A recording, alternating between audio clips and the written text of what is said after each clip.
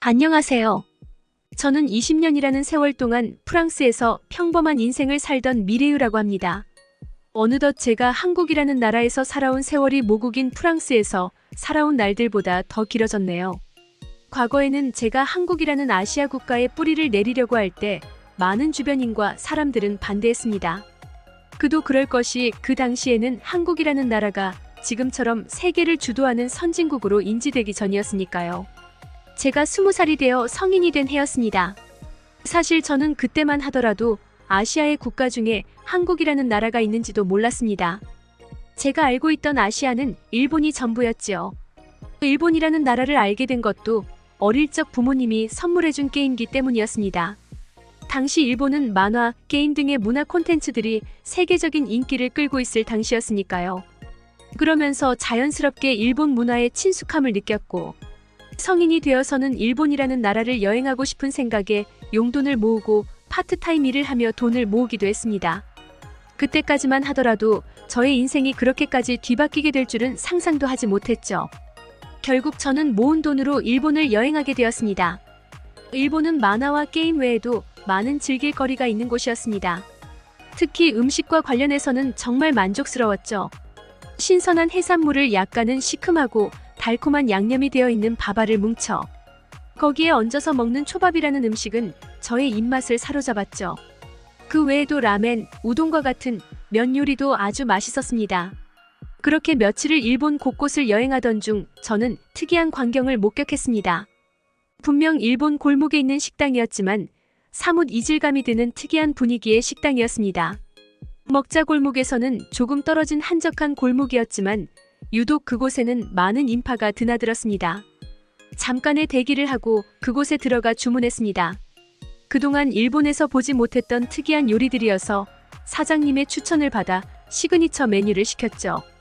그 음식을 한 입 베어 문저는 놀란 토끼 눈이 되어 사장님을 찾았습니다. 와, 이거 무슨 음식이에요? 엄청 매콤한데 자꾸 당기는 맛이네요. 네, 한국 음식이라고요? 그러니까 일본 근처에 있는 또 다른 아시아 국가를 말씀하시는 거죠? 사장님은 음식 맛에 놀라는 제가 웃겼던지 살짝 미소 지으며 음식에 관해 설명해 주었습니다. 일본을 여행하며 알게 된 한국이라는 나라의 음식이라는 소리에 조금 놀랐습니다. 그 나라에 간다고 해서 그 나라의 문화나 음식들만 존재하는 건 아니기에 별로 개의치 않았는데, 은근히 이곳에는 한국의 문화와 음식들이 많고 인기가 있었기에 저 또한 저절로 관심이 갔습니다. 특히 이곳에서 먹은 연탄불에 구워진 빨간 양념 불고기는 매콤하고 감칠맛 나는 맛에 불맛까지 더해져 그 맛이 아주 황홀할 지경이었습니다. 그리고 사장님은 한국에 가면 여기보다 더 다양하고 맛있는 음식들이 천지에 널렸다는 말도 해주었죠. 저는 그 말을 듣고 처음으로 한국에 반드시 여행해 봐야겠다고 생각했습니다. 프랑스가 미식의 도시로 불리는 만큼 저 또한 음식에 대한 호기심과 자부심을 느끼고 있었습니다. 게다가 제가 먹은 양념 불고기보다 더 맛있고 다양한 음식들이 즐비한 곳을 직접 경험해 보고 싶었습니다. 여태까지 그런 곳이 있다는 소리는 들어본 적도 없었으니까요. 저는 사실 여행의 목적만을 가지고 일본 여행을 온 것이 아니었습니다. 저는 고등학교를 졸업하고 대학교 진학을 포기했습니다. 공부에 뜻이 없기도 했고 달리 무언가를 하고 싶다는 생각이 들지 않았기 때문입니다. 그래서 제가 그동안 관심 있던 일본에 가서 여행하다 보면 새로운 깨달음이라도 얻을 수 있지 않을까 하는 마음에 여행하게 된 거였죠. 저는 앞으로 어떻게 살아가야 할 것인가에 대해 제대로 된 계획이 없었던 것입니다. 그러다가 평소에 맛있는 음식을 즐기는 걸 좋아하는 저에게 한국 음식의 경험은 큰 의미로 다가왔던 것이죠. 일본에는 미안하지만 저는 그 식당에 들른 지 얼마 지나지 않아 곧바로 한국 여행을 준비해서 떠났습니다. 지금의 저에게 더 관심이 끌리는 건 한국 쪽이었습니다. 저의 이 선택이 앞으로 제 인생에 어떤 결과를 불러올지는 아무도 몰랐습니다. 축하 중 10 한국에 도착한 저는 놀라운 마음을 숨길 수 없었습니다. 그 당시 한국은 이미 현대화와 급격한 변화를 이루고 있었습니다. 그리고 생소한 문화와 전통들이 많은 시기였기도 했습니다. 한국의 건축 양식들은 독특했고 언어와 글자, 체계 등도 같은 아시아인 일본과는 또 완전히 다른 수준의 개성이 있었습니다. 처음 한국을 여행하면서 놀랐던 점은 한국인들의 성격이 엄청 급하다는 점이었습니다. 지금 생각해보면 그런 점들 덕분에 그토록 이른 시일 내에 선진국으로 도약했고 지금의 한국을 만들지 않았나 생각이 듭니다. 한국의 식당들을 돌아다니며 한국 음식들을 많이 접해본 저는 한국만의 개성이 뚜렷한 음식들에 반해서 한동안 식당들만 돌아다녔습니다. 주로 매콤한 음식들을 위주로 먹었는데 프랑스에서는 맛보지 못했던 맛이라 더더욱 매력을 느꼈습니다. 한국에서 식당을 돌아다니던 저는 금세 여행 경비가 바닥이 나고 말았습니다.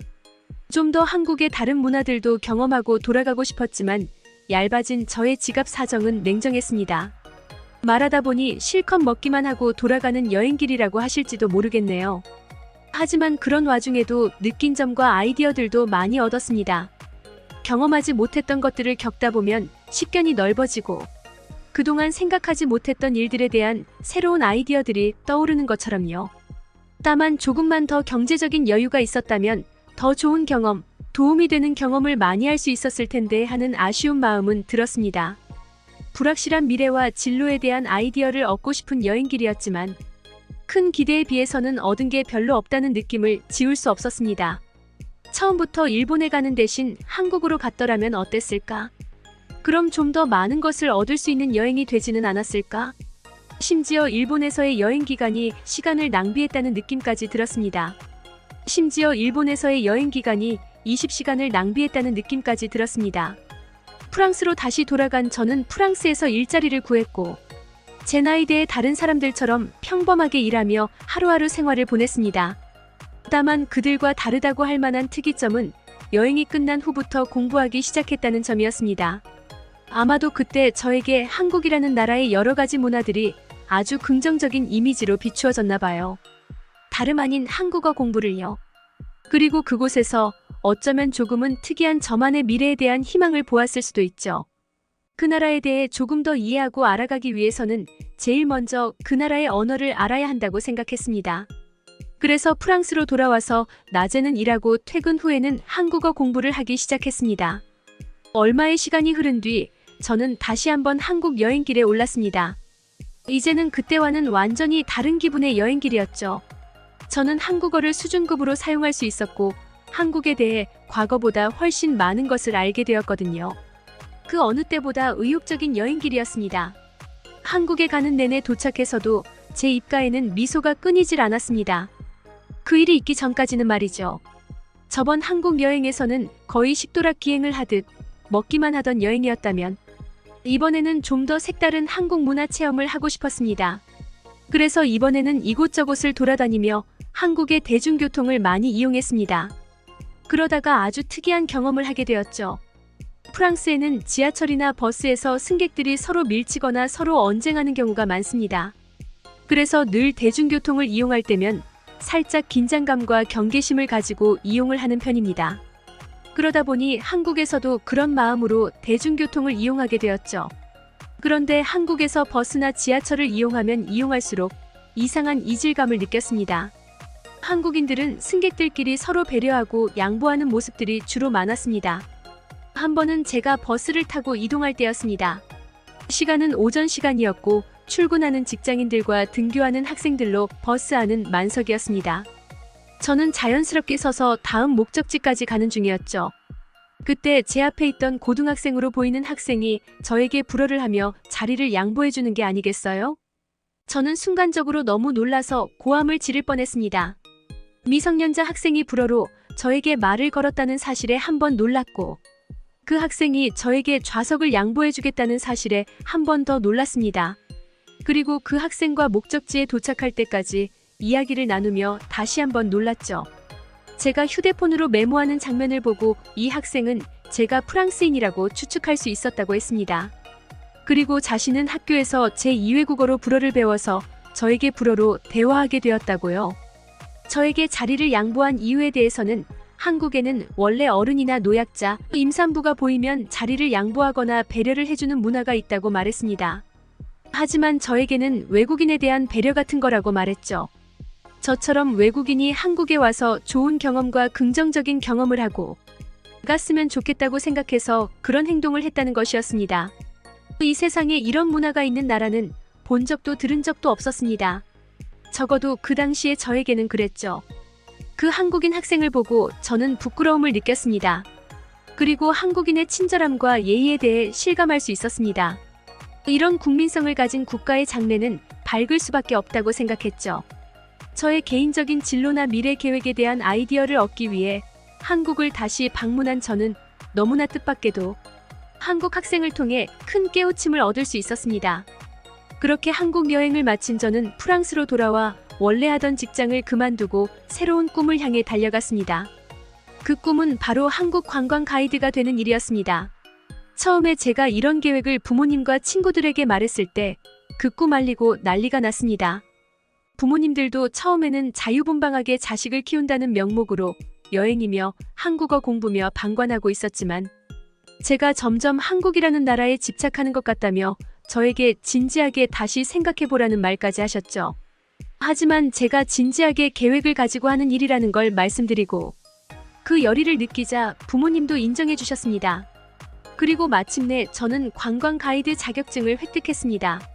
한국어를 열심히 공부한 것이 큰 역할이 되었습니다. 물론 그 사이 지속해서 한국을 방문하였고 한국어뿐만 아니라 한국의 문화와 관광지 그리고 한국에 대한 많은 것들을 알아야 했기에 쉬운 일은 아니었습니다. 하지만 그만큼 제가 한국에 대한 마음이 진심이었기에 가능했던 일이었죠. 한국의 관광 가이드 일을 하는 것은 너무나 즐거운 일이었습니다. 물론 제가 자유롭게 여행하면서 관광하게 된다면 더 좋았겠지만 현실적으로 일을 해서 돈을 벌어야 그런 일들도 가능했기에 자유여행만 고집할 수는 없었습니다. 그래서 이 일은 저에게 안성맞춤이었던 겁니다. 제가 좋아하는 한국을 여행하고 이것을 다른 사람들에게 알려주며 돈까지 벌 수 있었으니까요. 그리고 이 직업은 저에게 또 다른 선물을 주었습니다. 바로 지금의 제 남편을 만나게 해주었기 때문이죠.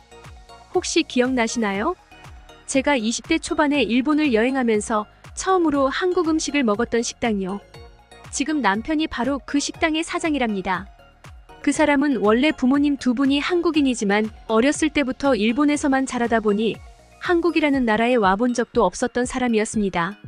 일본에서 운영 중인 식당에서 한국 음식을 파는 것도 부모님에게 전수받은 레시피였던 겁니다. 그리고 제가 남편의 식당에 방문했던 그날 자신이 해준 한국 요리를 너무 맛있게 먹는 저를 보며 한국 음식에 대한 열정이 더욱 강해져서 한국을 방문하게 된 거라고 했죠. 지금은 우리 둘 다 한국에서 터전을 새롭게 잡아 한국인으로 살아가고 있습니다. 결혼한 후에는 가이드 일을 그만두고 번역 일도 하고 한국과 관련한 콘텐츠 사업을 하며 한국인 남편과 오손도손 행복한 생활을 이어나가고 있습니다. 과하지도 부족하지도 않은 지금과 같은 생활, 이런 게 행복이 아닐까요?